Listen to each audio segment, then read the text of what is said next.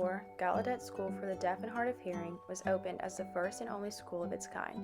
Amos Kendall, a former U.S. Attorney General, became aware of many deaf children who were not receiving good care due to their deafness. He then donated over 2 acres of land to house and school the children, and even had the courts declare them as his wards. Today, however, Gallaudet stands as a federally funded university rather than a school for all ages. The university is named after Thomas Hopkins Gallaudet.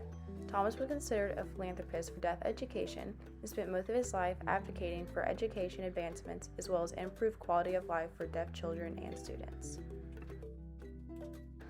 Fast forward to 1987, when President of Gallaudet, Jerry C. Lee, resigned from his position. In the months following his resignation, the Board of Trustees for the school began their journey to find his replacement. Deaf and human rights organizations were immediately campaigning for a deaf person to fill the shoes. After the board narrowed their choices, there were 3 candidates, 2 of them being deaf. Finally, they came to a decision, and it was not the answer that the students were hoping for. The board elected Elizabeth Ann Zinser, a hearing person, as the 7th president of Gallaudet. This decision infuriated the deaf community, as they believed that the new president should be a deaf person, as there had yet to be one. Immediately as the announcement was made, protests began against the board's selection. Thus began the movement of Deaf President Now. Students, faculty, and alumni came together to collectively protest the selection of Zinser. Within hours, protesters took control.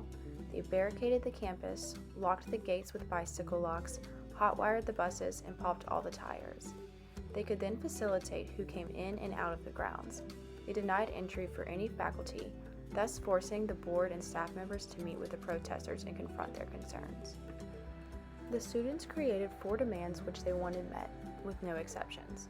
In short, they were the following: the resignation of Zinser and a deaf president to be selected in place, the resignation of Jane Spillman, the chair of the Board of Trustees, reselection to 51% deaf persons on the board, and no reprisals against the protesters.